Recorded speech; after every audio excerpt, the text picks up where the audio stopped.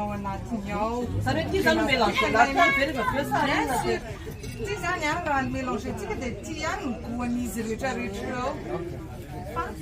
Mety ozy nareo atao misaritaka be koa le izy dia nataonay fanamina misaritaka hoe misy fanamanina kely ohatsy nanina misy anankiroa ny anareo zany hoe misy incrédient anankiroa. Zay mahatonga ny alefa anareo atany zany hoe rehefa aveo fa zay zany le zarainy rehefa aveo. Présentation zay zany e vao averiny atao zareo hoe vao présenter ny amin'izao fotsiny fa vatsika le izy zany vao dia afangaro ihany le izy rehefa aveo. Eny any miandry ny fanazavana kosa zay inona liana be. Salade de pâtes zany tena ataontsika androany dia légumes no tena lalaovinay ao anatin'ity zany. Efa hitanareo daholo le légumes reo a.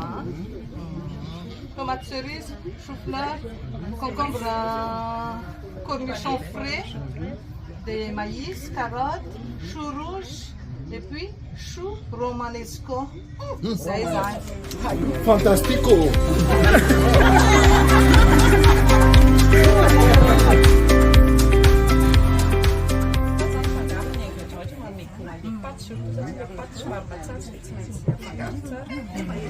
Dia ao fromage algérienne izy dia tsy mayonnaise nampiasainay fa fromage blanc.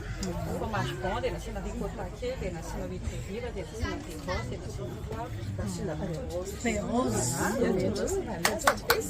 Tsara be zany vinaigrette zany. Dia atody œuf dur satria tsy natao manta zany izy.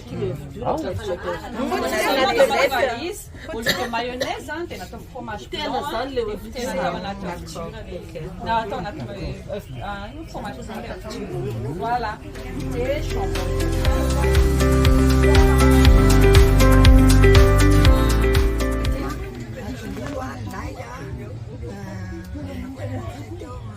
Ciboleta, de basilica, dia sy dia huile d'olive sy huile d'arachide.